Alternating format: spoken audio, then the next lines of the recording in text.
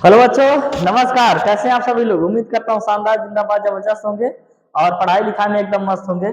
मैं कृष्णा सर आप सभी का स्वागत करता हूँ आपके इस प्यारे से प्लेटफॉर्म पे जिसका नाम है यूनिक स्टडी विद कृष्णा में। तो देख रहे हैं आज हम कौन सा चैप्टर लेके आए हैं। क्या नाम है? अध्याय 11 जिसका नाम है विद्युत, इलेक्ट्रिसिटी। बहुत ही मोस्ट इम्पॉर्टेंट चैप्टर है। इसका लोगों को बेसब्री से इंतजार रहता है। तो मैं आपके सामने विद्युत चैप्टर लेके हाजिर हूँ। तो ये आज का भाग नंबर पहला होगा विद्युत का, और लेक्चर 11/50 होगा। 10 लेक्चर में हमने पूरी की पूरी प्रकाश को 100% कंप्लीट कर दिया। प्रकाश में जितने भी होते हैं 2 चैप्टर थे, और 2 चैप्टर में बहुत सारे टॉपिक थे। सभी को विथ नोट्स के साथ और सभी का सॉल्यूशंस क्वेश्चन के साथ हमने पूरा कंप्लीट कर लिया। 200 लेक्चर आप देख के अपना पूरा का पूरा फिजिक्स का जो एक पार्ट है उसको कंप्लीट कर सकते हैं। और आज फिजिक्स का ये दूसरा पार्ट आएगा जिसका नाम है विद्युत। फिर उसके बाद आएगा चुंबक, है ना। उसके बाद फिजिक्स खत्म हो जाएगा। तो ज्यादा से ज्यादा 5 लेक्चर में विद्युत और चुंबक दोनों को समाप्त कर दिया जाएगा, यानी 15 लेक्चर में पूरा फिजिक्स खत्म। ठीक है, तो आइए हम लोग समझते हैं विद्युत होता क्या है और भाग 1 इसका है। ठीक है, और 50 दिन 50 मैराथन सीरीज का ये लेक्चर नंबर 11 है। विद्युत इससे बेस्ट आप पूरे यूट्यूब पे कहीं नहीं पाएंगे, जितना बढ़िया से हम पढ़ाने वाले हैं। ऐसा इसलिए क्योंकि हम कक्षा 12 का और कक्षा 10 का रिलेट करके पढ़ाएंगे। आप 12 में जब जाएंगे पढ़ने तभी आपको विद्युत मिलेगा। वहां पे 2 प्रकार के विद्युत रहेंगे, एक स्थिर विद्युत और एक गतिशील विद्युत। ठीक है, तो दोनों को रिलेट करके हम पढ़ाएंगे। जो चीजें आपको दी रहेंगी उससे रिलेट करके आगे जो मिलने वाली वो भी बताएंगे। तो इसलिए हम आपसे कह रहे हैं कि ये सबसे बेस्ट क्लास होने वाला है, इस पे आप लोग सभी ध्यान दीजिएगा। ठीक है, तो आइए सबसे पहले हम लोग समझते हैं वही विद्युत शब्द जो है, विद्युत है क्या। ठीक है, क्या समझते हैं विद्युत? ELECTRICITY, electricity. ठीक, विद्युत है क्या? आप यकीन मानिए, जो बोल रहे हैं उसको ध्यान दीजिएगा। पूरे यूट्यूब पे कहीं भी विद्युत की परिभाषा आप नहीं पाएंगे। क्यों? आप अगर पाएंगे विद्युत बल क्या होता है, विद्युत आवेश क्या होता है, विद्युत धारा क्या होती है, विद्युत क्षेत्र क्या होता है, विद्युत विभव क्या होता है, सबकी परिभाषा पा जाएंगे। लेकिन कहीं नहीं आप देखने को पाएंगे कि विद्युत क्या होता है। क्यों? क्योंकि वो अंदर की बात है। ठीक है, और ऐसे हाई स्कूल इंटर पढ़ लेने से थोड़ी ना पता चल जाता है विद्युत क्या होती है, उसका डिटेलिंग। ठीक है, बहुत सारे टीचर देख रहे हैं हाई स्कूल इंटर पढ़ के बस शुरू कर दिए हैं विद्युत। आइए, विद्युत विभव क्या होता है, विद्युत आवेश क्या होता है, डिजिटल बोर्ड ले लिए, लिखा है, कलम चला दे रहे हैं और वो पढ़ा दे रहे हैं, वही पढ़ाई हो जा रही है। ठीक है, तो ऐसा नहीं होता है। इसमें हम आपको इतना डिटेल से बताएंगे क्योंकि ये जो हमारा MSc है फिजिक्स वो इसी टॉपिक से रिलेटेड है। ठीक है, अब आइए समझाते हैं बढ़िया से। विद्युत, विद्युत होता क्या है सबसे पहले हम समझते हैं। हम थोड़ा सा बचपन में चलते हैं। बचपन में जब आप लोग छोटे थे तो फील्ड में अब जाते थे तो एक क्या करते थे, पेन लेते थे, पेन को ऐसे बाल में रगड़ते थे ना। उसके बाद नीचे क्या करते थे, इस तरीके से टच कराते थे और छोटे छोटे धूल कण और उसके बाद जो खरपतवार रहते थे सब इस पेन पे आके चिपक जाते थे। होता था कि नहीं होता था? वो वैद्युत का गुण था। वो क्या था? वैद्युत का गुण था। यानी वैद्युत क्या होती है? वैद्युत वो विशेषता होती है जिससे कोई हल्का पदार्थ को आकर्षित करने का गुण रखता है। ठीक है, वही वैद्युत कहलाता है। वैद्युत क्या होती है? वैद्युत यह वह विशेषता होती है जिससे कोई हल्के पदार्थों को आकर्षित करने का गुण रखता है, वही क्या कहलाता है? वैद्युत। जैसे हमने क्या किया, यहाँ पे इसको क्या किया, थोड़ा सा घर्षण किया, है ना। उसके बाद वहां से एक हल्का पदार्थ इस पे आके आकर्षित हो गया। ठीक है, उसी तरह से मान लेते हैं यहाँ पे एक दो आपके क्या है, दो पदार्थ हैं। ठीक है, अभी ये क्या है, पदार्थ हैं और ये भी क्या है, पदार्थ है। अब अभी इसमें कोई गुण नहीं है, अभी इसमें कोई गुण नहीं है, ये सिंपली क्या है, पदार्थ हैं। अब इन पदार्थों को क्या किया जाए, घर्षण किया जाए। क्या किया जाए? घर्षण करने पर तो इसमें से घर्षण किया जाएगा। अगर ये जो A है, ये जो B है, इसमें से किसी एक में से इलेक्ट्रॉन दूसरे में चला जाएगा, है ना। मान लेते हैं इसमें से चला जाएगा इस वाले में, ये क्या हो जाएगा, इलेक्ट्रॉन एक ठी चला जाएगा इस वाले से इस वाले में, तीर आप समझ रहे हैं, इससे इसमें चल रहा जा रहा है। तो ये क्या हो रहा है, स्थानांतरित इलेक्ट्रॉन। ये क्या, ये स्थानांतरित इलेक्ट्रॉन है। ठीक। स्थानांतरित इलेक्ट्रॉन है इस पदार्थ से इस पदार्थ में चला गया, तो यानी कि क्या हो गया यहाँ पे इलेक्ट्रॉन स्थानांतरित हो गया या आकर्षित हो गया, इसी गुण को क्या कहते हैं, वैद्युत कहते हैं। ठीक है। अब जब स्थानांतरित इलेक्ट्रॉन चल हो गया तो जहां से इलेक्ट्रॉन चला गया यानी ये दे दिया, ये क्या है, दाता है ना, और ये क्या हो गया, एक्सेप्ट कर लिया। ठीक है, ये ग्राही है। तो अगर मान लेते हैं यहाँ से चला गया तो इस पे धन आवेश हो जाता है, ए पे कौन सा आवेश आ जाएगा, धन आवेश, और ये ग्रहण कर लिया तो बी पे क्या हो जाएगा, ऋण आवेश। ठीक है। तो अब आवेश क्या होता है, थोड़ा थोड़ा उसका भी जिक्र हमको समझ में आ रहा है। यानी कि जो इलेक्ट्रॉन को देगा है ना वो धनावेशित हो जाएगा, वो धन आवेश होगा, और जो इलेक्ट्रॉन को ग्रहण करेगा वो क्या हो जाएगा, ऋण आवेशित हो जाएगा, वो ऋण आवेश हो जाएगा। ठीक है। तो अब आवेश क्या होता है उसको भी हम लोग समझ लेते हैं, पहले विद्युत की परिभाषा लिख लेते हैं। ठीक है। यानी आपको कहें हल्का पदार्थ आकर्षित हो रहा है ना, तो वो जो पदार्थ आकर्षित हो रहा है वही क्या है, आवेश है। ठीक है। और अगर आवेश नहीं होता तो वैद्युत का गुण उत्पन्न ही नहीं होता। यानी आवेश का काम क्या है, आवेश का काम है वैद्युत प्रभाव और चुंबकीय प्रभाव को उत्पन्न करना। यानी आवेश नहीं होता तो क्या चीज एक से एक पदार्थ से दूसरे पदार्थ पे जा रहा है, वो आवेश ही है। ठीक है। और वैद्युत का परिभाषा जानना बहुत जरूरी है, यहीं से सारी चीजें बनती हैं। वैद्युत विभव क्या होता है, वैद्युत आवेश क्या होता है, सारी चीजें यहीं से बनती हैं। ठीक है। विद्युत वह विशेषता, विद्युत वह विशेषता है जो हल्के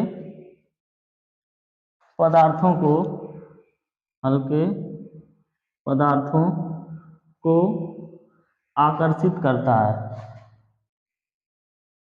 आकर्षित करने का गुण रखता है। ठीक है। यह आकर्षित करता है या आकर्षित करने का गुण रखता है, वही क्या कहलाता है, विद्युत कहलाता है। विद्युत अथवा स्थिर विद्युत कहलाता है, विद्युत अथवा स्थिर विद्युत कहलाता है।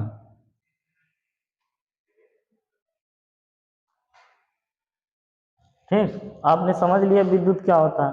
अब हम लोग समझेंगे विद्युत आवेश। इसका कुछ मात्रक परिभाषा हो, कुछ भी नहीं होता है विद्युत का। अब विद्युत आवेश से मात्रक क्या हो, परिभाषा कह रहा है, ये एक ऐसी राशि होती है, विद्युत कोई सदिश राशि नहीं है, ये एक गुण है। ठीक है। जिसके वजह से क्या हो रही है, विद्युत विशेषता उत्पन्न हो रही है, वही गुण क्या कहलाता है। अब देखिए विद्युत आवेश क्या होता है, ध्यान से समझिएगा। किसी पदार्थ का विद्युत आवेश, देखिए किसी पदार्थ का वह गुण, किसी पदार्थ का वह गुण जिससे जिससे विद्युत तथा चुंबकीय चुंबकीय चुंबकीय भी लिख सकते हैं। ठीक है। जिस चुंबकीय प्रभाव उत्पन्न होता है,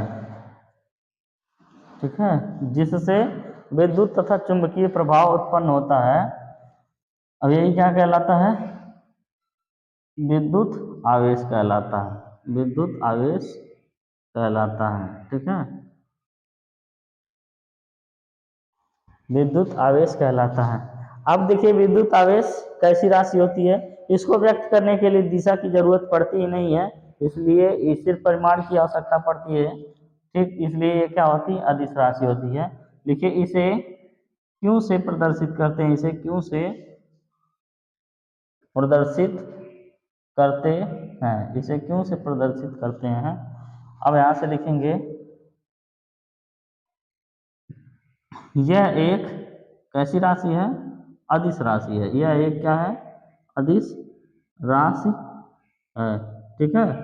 इसका मात्रक इसका मात्रक अब जान लीजिए, ये पूछा जाता है 1 नंबर में, वैद्युत आवेश का मात्रक क्या होता है, कूलाम होता है। इसका मात्रक कूलाम होता है, इसका मात्रक कूलाम होता है। अब देखिए जिस तरीके से हम लोग क्या है, एक द्रव्यमान है, द्रव्यमान को किलोग्राम में मापा जाता है, इसी जिस तरीके से समय को सेकंड में मापा जाता है, दूरी को मीटर में मापा जाता है, उसी तरह से विद्युत आवेश को किस में मापा जाएगा, कूलाम में। ठीक है। विद्युत आवेश को किस में मापा जाएगा, कूलाम में। ठीक, अब आगे आपको बताए थे एक थोड़े से इलेक्ट्रॉन चला जाता है और एक मतलब दे देता है, इलेक्ट्रॉन को त्याग कर देता है, और एक क्या कर देता है, ग्रहण कर देता है। जो इलेक्ट्रॉन को त्याग देता है वो धन आवेशित हो जाता है ना, यानी उस पर कौन सा आवेश आ जाता है, धन आवेश।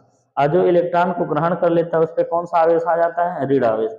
इसका तात्पर्य यह है कि जो हमारा आवेश होगा वो दो प्रकार का होता है, एक कौन सा, धन आवेश और ऋण आवेश।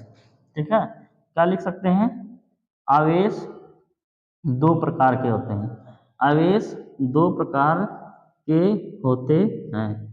ठीक है, एक क्या होता है, धन आवेश, और एक क्या होता है, ऋण आवेश। ठीक है, अब क्या होता, धन आवेश क्या होता है, जिस पर धन चार्ज होता है, यानी जो इलेक्ट्रॉन को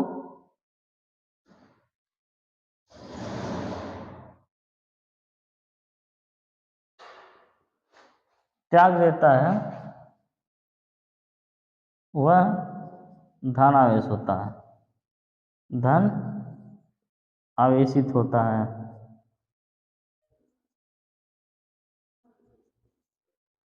और क्या होता है, जो इलेक्ट्रॉन को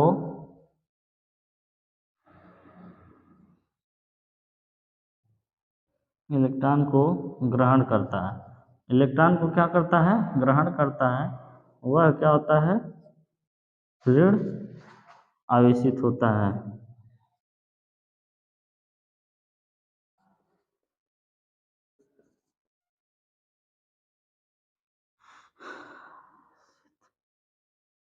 ऋण आवेशित होता है। ठीक है, तो अब आपको बता दें कि जो धन आवेश पर, इस पर चार्ज, धन आवेश पर चार्ज, धन आवेश कितना होता है, प्लस में 1.6 गुणे 10 पे पावर माइनस कितना होता है, 19 कूलाम। ठीक, जो धन आवेश पर चार्ज होता है वो होता है 1.6 गुणे माइनस 19 कूलाम। और ऋण आवेश पर कितना चार्ज होता है,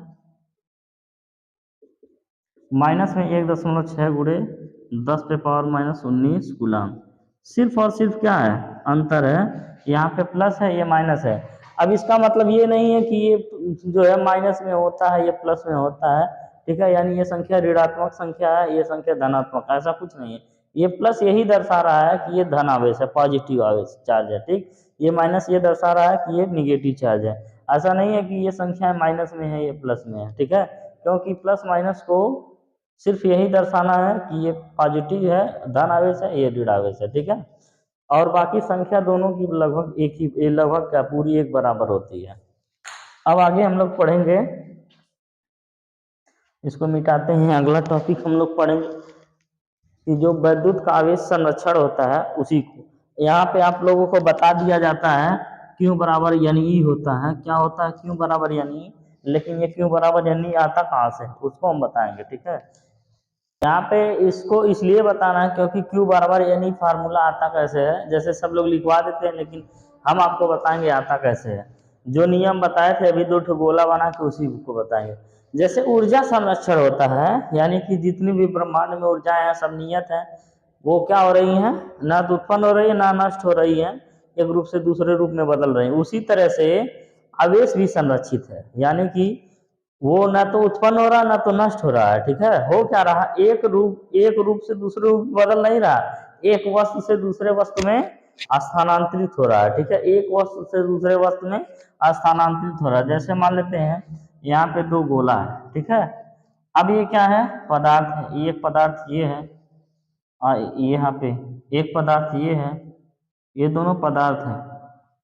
इसके अंदर जितना इलेक्ट्रॉन होगा और इसके अंदर जितना इलेक्ट्रॉन होगा फिक्स होगा, होगा ना कुछ इलेक्ट्रॉन। अब मान लेते हैं सोडियम रहेगा तो 11 इलेक्ट्रॉन है, क्लोरीन रहेगा तो कितना है, अगर ये सोडियम है तो इसमें कितना इलेक्ट्रॉन होगा, 11 इलेक्ट्रॉन। अगर ये क्लोरीन है तो इसमें कितना होगा, 17 इलेक्ट्रॉन होगा। अब 11 17 कितना होता है, 28। अब दोनों में इलेक्ट्रॉन फिक्स है, 28 ही है। अब देखिए होगा क्या, जब इनको घर्षण किया जाएगा, क्या किया जाएगा, घर्षण करने पर, जब घर्षण किया जाएगा तो इलेक्ट्रॉन का क्या होने लगेगा, स्थानांतरण, इलेक्ट्रॉन का स्थानांतरण होने लगेगा। इलेक्ट्रॉन का स्थानांतरण होगा यानी एक इलेक्ट्रॉन जो है इससे इसमें चला जाएगा।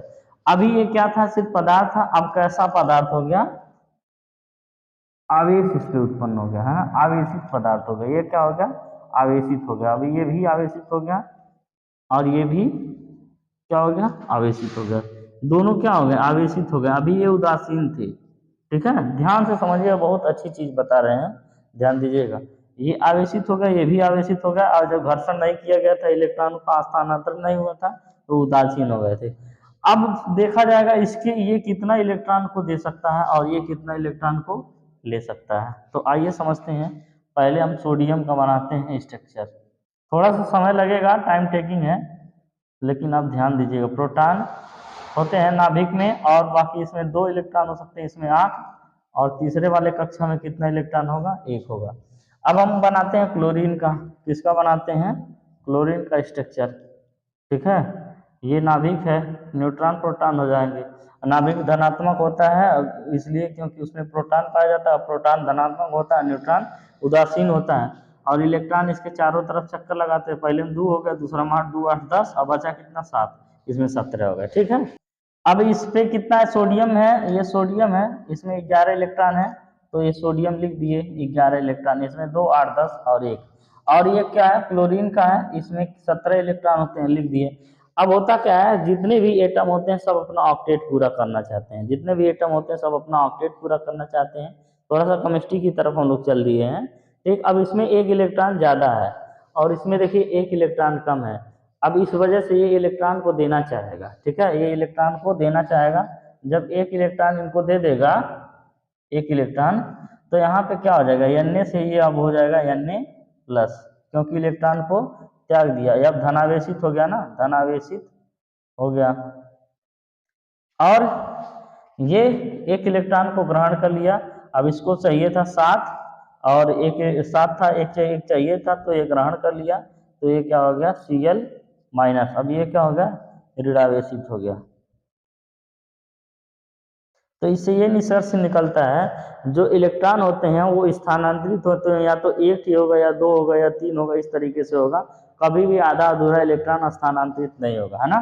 अब मान लेते हैं, ध्यान से समझिएगा। अब यहाँ पे 1 इलेक्ट्रॉन स्थानांतरित हुआ, यानी वो जो स्थानांतरित हुआ वो क्यों बराबर कितना हो गया, 1 इलेक्ट्रॉन। और अगर 2 इलेक्ट्रॉन स्थानांतरित हुआ तो क्यों बराबर कितना होगा, 2 इलेक्ट्रॉन। अगर 3 इलेक्ट्रॉन स्थानांतरित हुआ तो क्यों बराबर कितना होगा, 3 इलेक्ट्रॉन हुआ ना। अब मान लेते हैं n इस इलेक्ट्रॉन स्थानांतरित हुआ, तो क्यों बराबर क्या हो गया, n इलेक्ट्रॉन। समझ में आया, क्यों बराबर क्या हो गया, n इलेक्ट्रॉन। इसी वजह से ये फार्मूला बन जाता है, क्यों बराबर Ne। और ये n क्या है, स्थानांतरित इलेक्ट्रॉनों की संख्या, कितनी संख्या स्थानांतरित हुई है, यानी एक ठौरे पर से दूसरे पे कितनी गई है। तो यहाँ पर अगर मान लेते हैं क्यों बराबर प्लस Ne हो जाएगा, और इसमें हो जाएगा क्यों बराबर माइनस Ne, यानी जितना इलेक्ट्रॉन को देगा उतना इलेक्ट्रॉन को लेगा। ठीक है, जैसे 1 इलेक्ट्रॉन दिया तो 1 इलेक्ट्रॉन लिया। अब ये दोनों आपस में रिएक्शन कर गए तो Na और Cl मिलके बना लेते हैं NaCl। ठीक, तो इलेक्ट्रॉन क्या हुआ, धनावेशित हो गया है, ऋणावेशित हो गया। इसी तरह से जब ये क्या किया, 1 इलेक्ट्रॉन को दे दिया, तो ये हो गया धनावेशित। क्या हो गया, धना आवेशित, और हो गया ऋणा आवेशित। ठीक, समझ में आया। अब Q बराबर यानी फार्मूला कहाँ से आता है, Q क्या है, आवेश है, और ये N क्या है, स्थानांतरित इलेक्ट्रॉनों की संख्या। जहाँ Q आवेश है और N स्थानांतरित इलेक्ट्रॉनों की संख्या, इलेक्ट्रॉनों की संख्या, स्थानांतरित इलेक्ट्रॉनों की संख्या। और E बराबर क्या है, इलेक्ट्रॉन। E क्या है, इलेक्ट्रॉन। ठीक है, तो इस तरीके से जो फार्मूला है क्यों बराबर यानी वो आ गया है ना। हमने इसको समझ लिया, सिर्फ और सिर्फ फार्मूला लिख के काम नहीं चलने वाला, समझना भी जरूरी है, बारे में भी पढ़ना, वहाँ पे भी दिया है। ठीक, तो चलिए आगे फिर अगला जो टॉपिक है उसको पढ़ते हैं, इसको मिटाते हैं। अगला जो टॉपिक है वो क्या है, वैद्युत बल। वैद्युत बल होता क्या है समझते हैं। अगर मान लेते हैं कोई एक आवेश है और ये आवेश बी है, ठीक है, इनके बीच में बल लगेगा, या तो आकर्षण बल लगेगा या तो प्रतिकर्षण बल, तभी ना इसका इलेक्ट्रॉन एक ठौरे पर से दूसरे पे जाएगा। तो किन्हीं भी दो आवेशों के बीच लगने वाले आकर्षण बल अथवा प्रतिकर्षण बल को क्या कहते हैं, वैद्युत बल कहते हैं। अगर मान लेते हैं आकर्षण और प्रतिकर्षण बल नहीं लगेगा तो फिर उसके बाद इलेक्ट्रॉनों का स्थानांतरण नहीं होगा, ठीक, इसी वजह से इलेक्ट्रॉन एक से दूसरे पे जाते हैं, ठीक है। तो वैद्युत बल क्या होता है, किन्हीं भी दो आवेशों के बीच लगने वाले आकर्षण अथवा प्रतिकर्षण बल को वैद्युत बल कहते हैं। अब ध्यान दीजिए, अगर ये है कब कब आकर्षण होता है, कब कब प्रतिकर्षण होता है। अगर मान लेते हैं ये ए प्लस में है और बी भी क्या है, प्लस में है, तो इनके बीच में क्या होगा, समान, जब समान प्रकार के रहेंगे तो होगा प्रतिकर्षण, क्या होगा, प्रतिकर्षण, ठीक। अब ये क्या है, ए माइनस है और बी भी माइनस है, अभी भी समान है तो क्या होगा, प्रतिकर्षण होगा।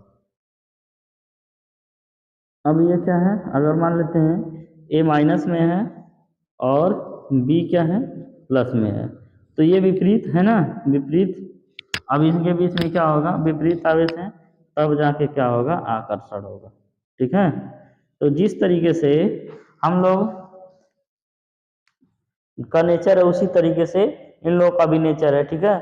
कभी देखे हैं कि दो लड़के लड़के आपस में शादी कर दिए या दो लड़की लड़की आपस में शादी कर लिए, कभी नहीं होता है ऐसा। जब भी शादी हो एक लड़के का एक लड़की का, है ना, तो उनके बीच में आकर्षण प्रतिकर्षण होता है।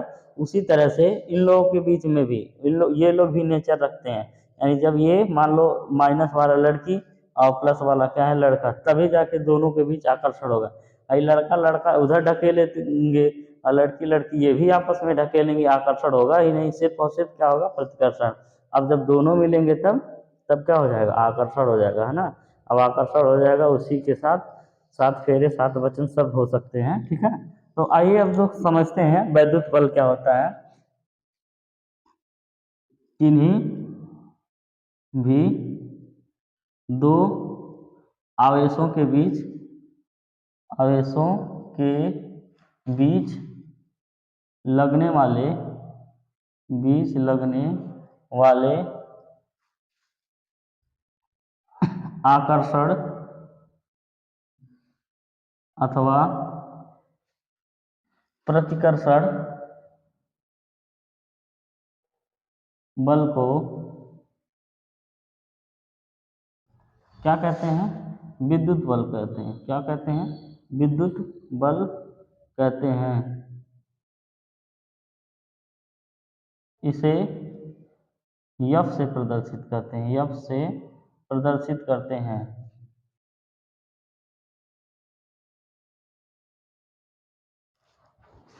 अब आप लिख लीजिएगा, जब दो समान आवेश रहते हैं तो उनके बीच में प्रतिकर्षण होता है, और जब विपरीत प्रकार के आवेश होते हैं उनके बीच में क्या होता है, आकर्षण होता है। ये तीनों आप लिख सकते हैं, ठीक है। तो आइए हम लोग अब एक नया बेहतरीन टॉपिक स्टार्ट करते हैं, वैद्युत धारा। क्या है, वैद्युत धारा, ठीक। अब वैद्युत धारा पढ़ने से पहले हम लोग पढ़ लेते हैं, इसको बोलते हैं electric current, ELECTRIC, electric current, ठीक। दूसरा पेन लाते हैं। वैद्युत धारा पढ़ने से पहले हम लोग कुछ चीजें जानते हैं, जैसे अभी वैद्युत धारा जब पढ़ाएंगे हम कहेंगे किसी चालक तार में आवेश प्रवाह की दर को वैद्युत धारा कहते हैं। अभी चालक तार कहाँ है, आवेश हर जगह थोड़ी ना प्रवाह होगा, ठीक है। तो अब आप यहाँ से लिखिए, आवेश प्रवाह के अनुसार, आवेश प्रवाह के आधार पर पदार्थों के प्रकार, आवेश प्रवाह के आधार पर पदार्थों के प्रकार, ये आप लोग सुने होंगे, जाने होंगे, समझते हैं। जैसे पहला प्रकार होता है सुचालक। क्या होता है, सुचालक, है ना। सुचालक पदार्थ क्या होता है। दूसरा होता है कुचालक पदार्थ, कुचालक पदार्थ, ठीक है। अब तीसरा होता है अर्धचालक। तीसरा क्या होता है, अर्धचालक, चालक। तो इसको समझ लेते हैं, उसके बाद हम लोग समझेंगे वैद्युत धारा और, ठीक है। आइए छोटी सी जानकारी है, इकट्ठा कर लेते हैं। जैसे होता क्या है, सुचालक वे पदार्थ जिसमें वैद्युत आवेश का प्रवाह आसानी से हो जाता है, वही क्या कहलाता है, सुचालक। ठीक है, जैसे हम कहें जितनी भी धातुएं हैं, टोटल 118 एलिमेंट हैं, अभी तक ज्ञात तत्वों की संख्या कितनी है, 118 है। उसमें से लगभग 90 तो धातु है, ठीक है, 90-92 धातुएं हैं। ये सभी धातुएं जिनमें वैद्युत धारा, वो वैद्युत आवेश का प्रवाह आसानी से हो जाता है, वो सभी क्या कहलाती हैं, सुचालक। अब कोई जरूरी नहीं वैद्युत धातुएं ही आसानी से हो। अब इसमें आप देखिए, हम मनुष्य हैं, है ना, पानी जल है, इनमें भी क्या होता है, कोई भी भीगी गीली वस्त्र है, जैसे गीला लकड़ी हो गया, गीला कपड़ा हो गया, है ना, ये सब में क्या होती है, विद्युत का प्रवाह आसानी से हो जाता है, विद्युत आवेश का प्रवाह बहुत आसानी से हो जाता है, वही क्या कहलाती हैं, सुचालक। जिसमें एक सिंपल में समझिए, जिसमें लाइन उतर जाए, ठीक है, वही क्या है, सुचालक। और सुचालक क्या होता है, वे पदार्थ जिसमें वैद्युत आवेश का प्रवाह सुगमता से हो, बहुत एकदम आसानी से, सुगमता से हो, क्या कहलाता है, सुचालक कहलाता है, सुचालक कहलाता है। जैसे सभी धातुएं, कोई भी धातु हो, सभी धातुएं, ठीक है, उनमें विद्युत आवेश का प्रवाह बहुत आसानी से होगा और करंट वरेंट जरूर उतरेगा, है ना। अब आपको एक बहुत इंपॉर्टेंट चीज बता देते हैं, चांदी एक ऐसा धातु है, क्या, चांदी, जो विद्युत का सबसे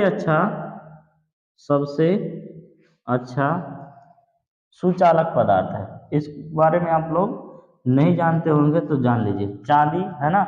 जैसे सभी धातुएं आपको बोल दी हैं, एल्यूमिनियम हो गया, ठीक है, जिंक हो गया, कॉपर हो गया, उसके बाद Fe हो गया, आयरन। अब इसके बाद आप क्या हो गया, Au हो गया, Ag हो गया, ये सभी क्या है, धातुएं हैं। और भी सुचालक में हो जाएगी भीगी लकड़ी, है ना, भीगे कपड़े, और इसके बाद फिर आप लिख सकते हैं जल, पानी, और क्या आप लिख सकते हैं, मनुष्य, ठीक है, जीवधारी, इन सब में क्या होगी, चालक का प्रवाह, विद्युत आवेश का प्रवाह बहुत आसानी से हो जाएगा, यानी करंट इजिली फ्लो हो जाएगा, ठीक है। तो इसी वजह से ये क्या कहलाते हैं, सुचालक होते हैं। लेकिन जितने भी धातु हैं, उसमें से सबसे अच्छा सुचालक कौन सा होता है, चांदी का, है ना। अब तो क्यों जो है, जो आपके पोल पे तार और चांदी का नहीं बनाते हैं, अब दूसरे धातु का बनाते हैं, एल्यूमिनियम का, कॉपर का, आयरन का, ठीक है, वो इसलिए क्योंकि रातों रात गायब हो जाएगा, चांदी सस्ता है, आप सोच रहे हैं तार बनाए। अब आगे देखते हैं, कुचालक।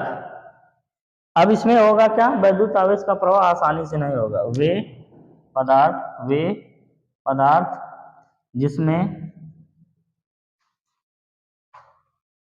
विद्युत आवेश का प्रवाह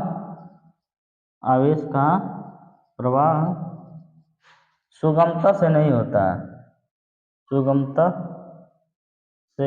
सुगमता से क्या लिख लीजिए, आवेश का प्रवाह नहीं होता है, बस नहीं होता है, ठीक है, वही क्या कहलाता है, सुचालक।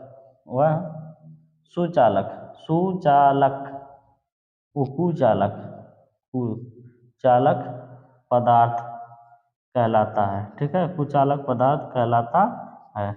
आपको समझ में आया होगा। जैसे मतलब कुछ ऐसे पदार्थ होंगे जिसको आप हाथ में लगा लीजिए या उसमें करंट फ्लो करवाइए, नहीं होगा। जैसे रबर क्या है, इसमें विद्युत आवेश नहीं प्रवाहित होता। प्लास्टिक, अब देखिए, जैसे आप लोग देखे हैं, तार के अंदर जो होता है, ठीक है, वही धातु होता है, वो ऊपर से वो प्लास्टिक लगा होता है, तो ऊपर से तार पकड़ लेते हैं, नहीं मारता। अगर ऊपर से प्लास्टिक को छील दीजिए, उसके बाद नीचे पकड़िए, तब मार के उड़ा देगा, ठीक है। तो यही क्या है, रबर प्लास्टिक इसीलिए उसके ऊपर लगाया जाता है क्योंकि इसमें लाइट नहीं फ्लो होता है, ठीक है, करंट फ्लो नहीं होता है और ये कुचालक कहा जाता है, ठीक है। सूखी लकड़ी, सूखी लकड़ी, है ना। अब देखिए एक चीज आपका आता है कार्बनिक पदार्थ में एक आता है ग्रेफाइट, ग्रेफाइट जो पेंसिल की नोक में होता है ना। एक होता है हीरा, हीरे में करंट फ्लो नहीं होता है, ग्रेफाइट में करंट फ्लो होता है, ठीक है, वो जानते रहिए। और इसमें क्या होता है अर्धचालक, वे पदार्थ, वे पदार्थ जो कभी कभी कभी कभी चालक तथा कभी अचालक, अचालक की भांति, यानी इसमें दोनों गुण पाया जाता है, अचालक की भांति व्यवहार करता है, ठीक है, व्यवहार करता है। क्या कहलाता है, अर्धचालक कहलाता है ना, सेमी कंडक्टर, अर्धचालक कहलाता है, चालक कहलाता है। अब देखिए इसको बोलते हैं कंडक्टर, इसको बोलते हैं इंसुलेटर, इसको बोलते हैं सेमी कंडक्टर, ठीक है, समझ में आया। अब इसके बाद हम लोग जो मेन टॉपिक है पढ़ेंगे, अभी इसलिए बता दिए हैं कि वे पदार्थ जिसमें वैद्युत आवेश का प्रवाह होता है वही होती है वैद्युत धारा। वैद्युत धारा होती क्या है, समय वैद्युत धारा देखिए क्या होता है, किसी चालक तार में, चालक तार में, अब देखिए चालक तार लिए यानी सुचालक वाला, चालक वही मतलब सुचालक हो गया। अब जिसमें आवेश प्रवाह होगा उस वही वैद्युत धारा के लिए एप्लीकेबल होना था ना। अब यह है थोड़ी ना वैद्युत धारा इसमें बहने लगेगा। किसी चालक तार में आवेश प्रवाह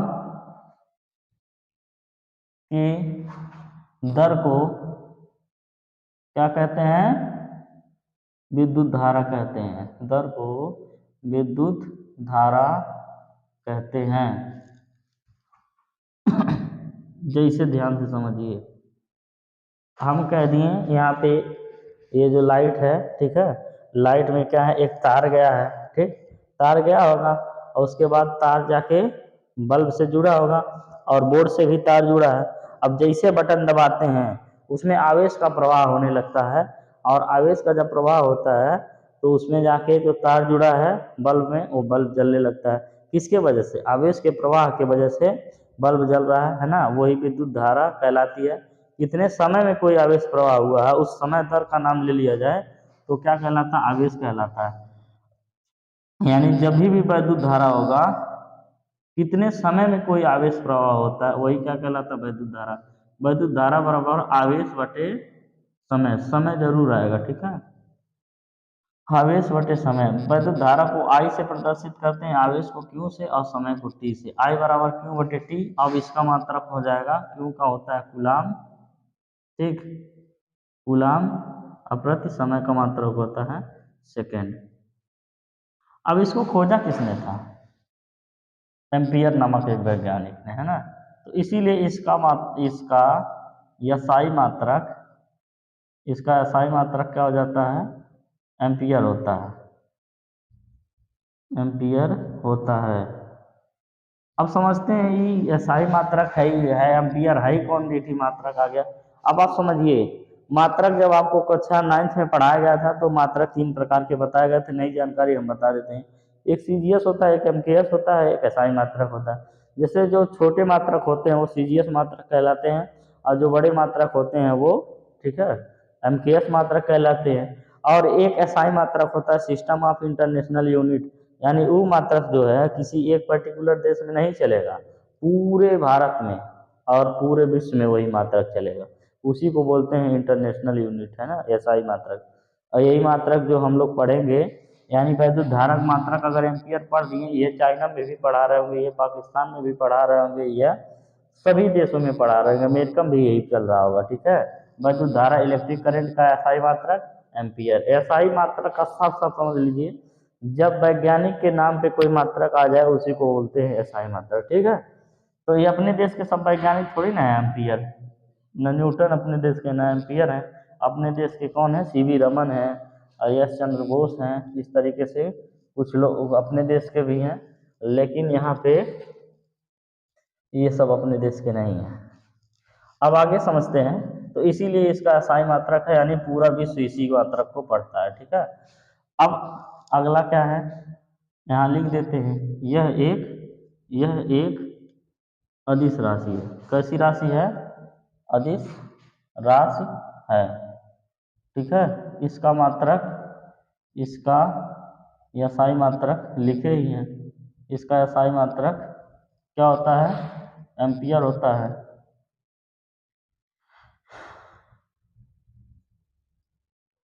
ठीक, तो यही हो गया। अब इसको लिखने की जरूरत नहीं है, आपका वैद्युत धारा। और यहाँ से कुचालक, सुचालक, अर्धचालक सब बता दिए। अब इसको मिटाते हैं, फिर अगला हम लोग पढ़ते हैं। अगला टॉपिक काफ़ी ज़्यादा इम्पोर्टेंट है।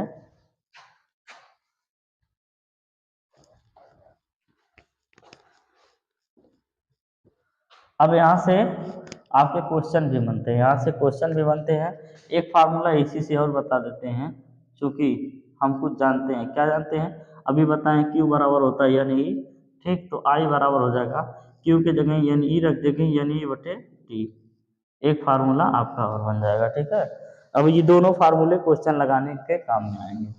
क्या पढ़ेंगे हम लोग, वैद्युत विभव। लेकिन वैद्युत विभव पढ़ने से पहले आपको समझना पड़ेगा वैद्युत क्षेत्र के बारे में। किसके बारे में, वैद्युत क्षेत्र, इलेक्ट्रिक फील्ड। इलेक्ट्रिक फील्ड, बिना इलेक्ट्रिक फील्ड समझे आप वैद्युत क्षेत्र समझे वैद्युत विभव नहीं समझ पाएंगे। देखिए होता क्या है वैद्युत क्षेत्र, बहुत ध्यान से समझिए। जैसे मान लेते हैं यहाँ पे एक कोई इलेक्ट्रॉन है, एक क्या है, इलेक्ट्रॉन है। अब आपसे कह दें यहाँ पे एक और इलेक्ट्रॉन है, ठीक है। ये क्या कर ले रहा है, अपनी ओर आकर्षित कर ले रहा है, आकर्षित या प्रतिकर्षित कर रहा है। अगर यहाँ पे एक और इलेक्ट्रॉन है -Q, तो ये अपनी ओर क्या कर रहा है, आकर्षण है, इसीलिए आवेश की बात हो रही है। अब ये क्या कर रहा है, प्रतिकर्षण कर रहा है। तो अब इसके अंदर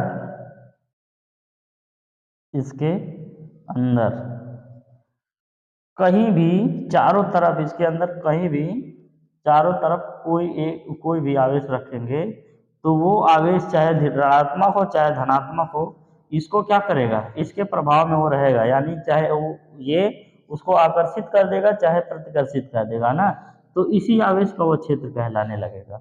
एक बार आपसे समझिए, आवेश यहाँ पे हम ले लिए है ना, इस किसी एक आवेश के चारों ओर का वह क्षेत्र, किसी आवेश के चारों ओर का वह क्षेत्र जिसके अंदर किसी अन्य आवेश को रखने पर, मान लेते हैं ये इसके अंदर हो गया, ये भी इसके अंदर हो गया, यहाँ पे कोई आवेश रख दिए, यहाँ पे कोई आवेश रख दिए, ठीक है।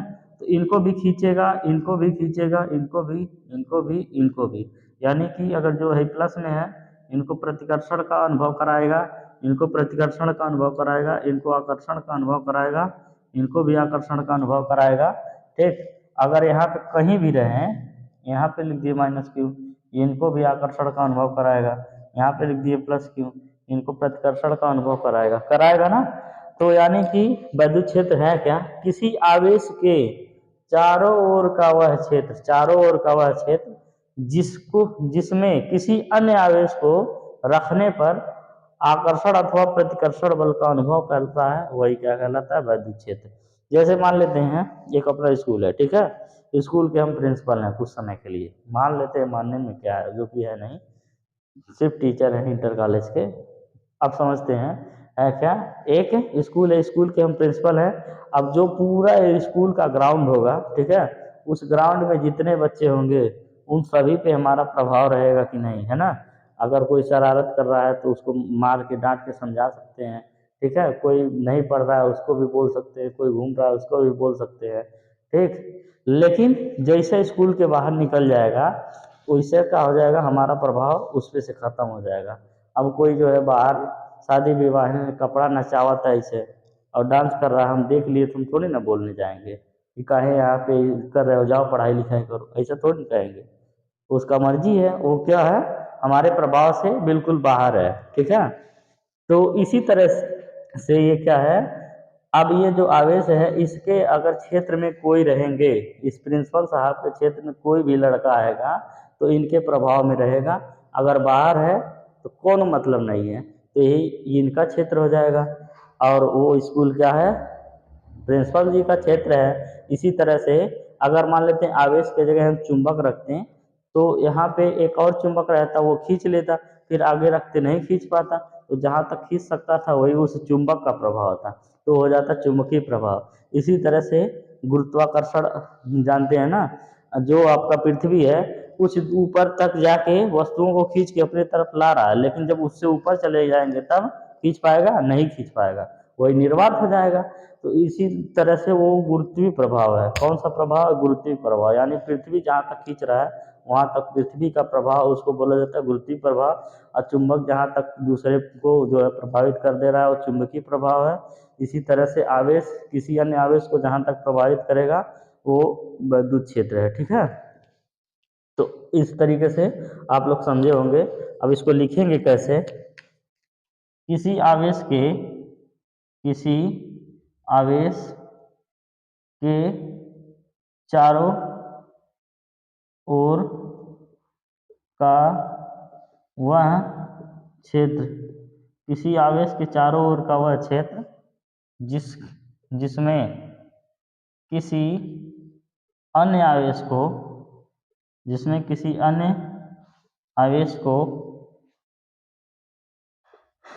रखने पर, आवेश को रखने पर आकर्षण अथवा प्रतिकर्षण बल, आकर्षण और प्रतिकर्षण बल को बोलते हैं क्या, वैद्युत बल का अनुभव करता है, अनुभव करता है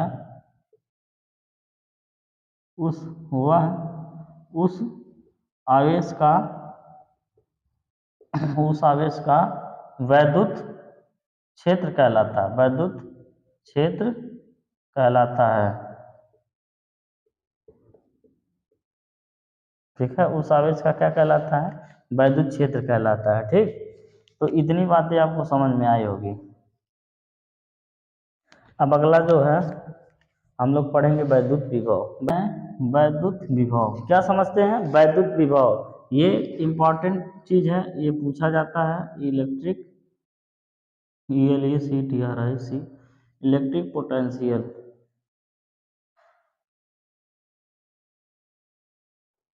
इलेक्ट्रिक पोटेंशियल। अब वैद्युत विभव क्या होता है, वैद्युत क्षेत्र आप जान रहे हैं, तो वैद्युत क्षेत्र क्या, एक वैद्युत क्षेत्र बना लेते हैं। देखिए अगर मान लेते हैं यहाँ पे एक आवेश है, यहाँ पे क्या है, एक आवेश है, ठीक। अब ये इसका चारों ओर का क्षेत्र है, यही क्या कहलाएगा, वैद्युत क्षेत्र, वैद्युत क्षेत्र। अब एक चीज जान लीजिए, वैद्युत क्षेत्र के बाहर कहीं भी कोई आवेश रखा रहे तो उसको बोला जाता है अनंत। तो मान लेते हैं यहाँ पे एकांक धनावेश है, ठीक है, ये कहाँ पे है, अनंत पर है। तो इस एकांक धनावेश को अनंत से वैद्युत क्षेत्र में किसी बिंदु तक लाने में कार्य करना पड़ेगा, किया गया।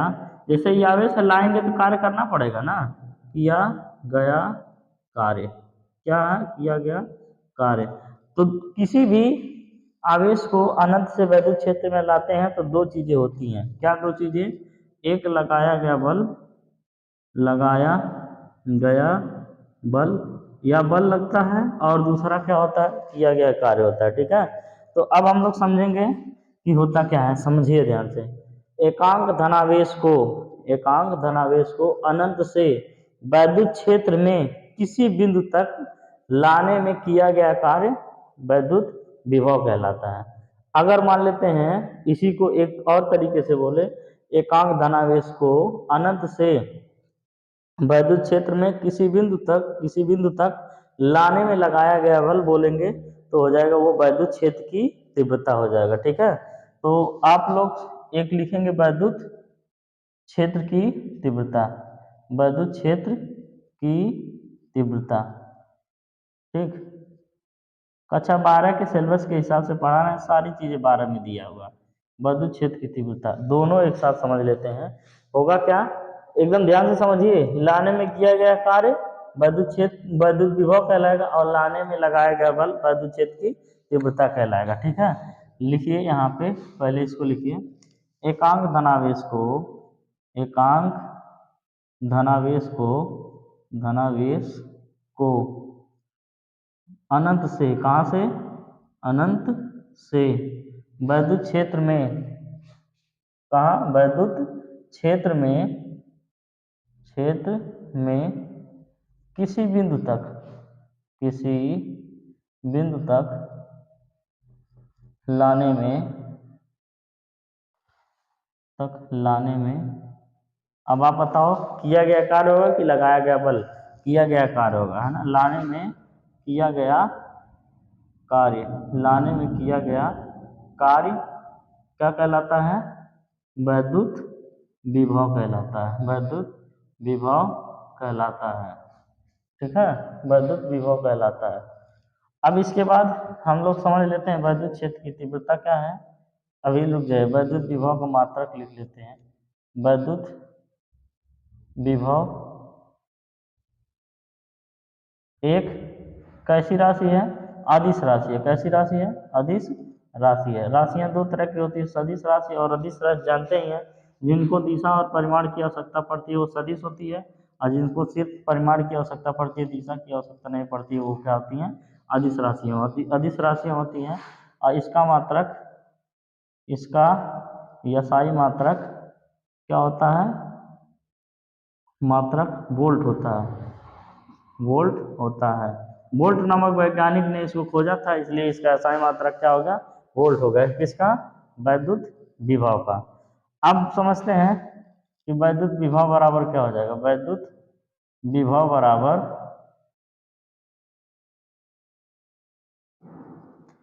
हो जाएगा किया गया कार्य, किया गया कार्य।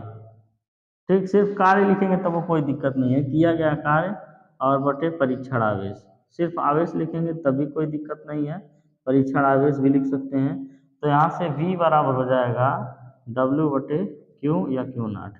ठीक, तो यही आपका क्या हो गया, विद्युत विभव का परिभाषा हो गया, V बराबर W बटे Q या Q0। ठीक, अब विद्युत क्षेत्र की तीव्रता हम लोग जान लेते हैं, उसको भी ऐसे लिखेंगे। एकांक धनावेश को विद्युत क्षेत्र में अनंत से, एकांक धनावेश को अनंत से कहाँ से, अनंत से विद्युत क्षेत्र में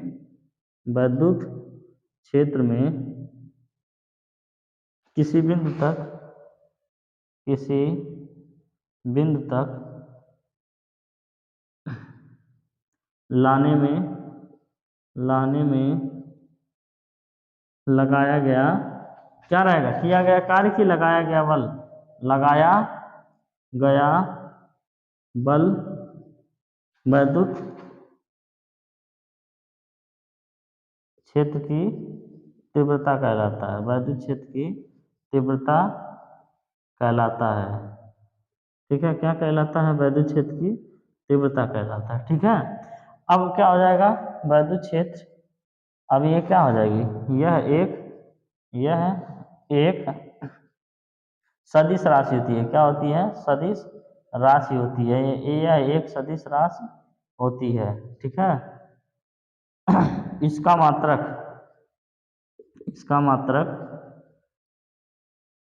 क्या होता है,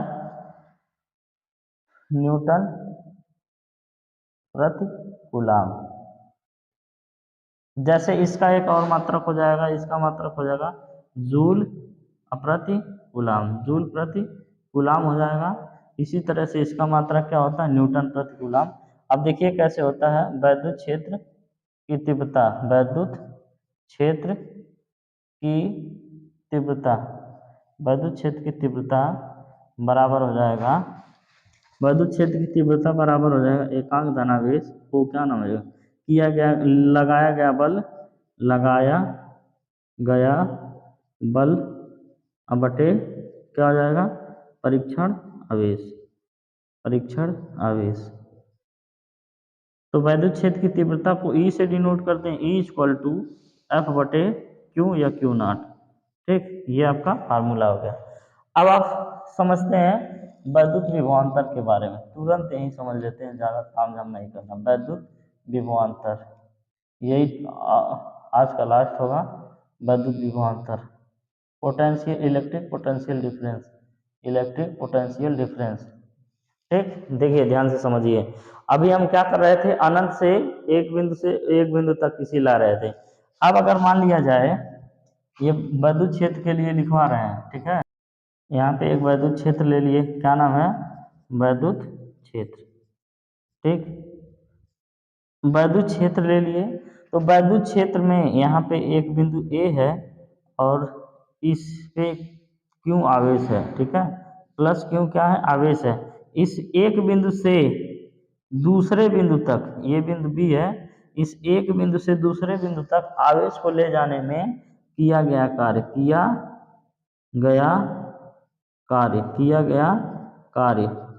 ठीक है, ए किसी एकांक आवेश को एक बिंदु से दूसरे बिंदु तक ले जाने में किया गया कार्य वैद्युत विभवांतर कहलाता है। अब देखिए वैद्युत विभवांतर का एक सिंपल सा हम आपको परिभाषा बताएं, दो विभवों के बीच के अंतर को वैद्युत विभवांतर कहते हैं, है ना।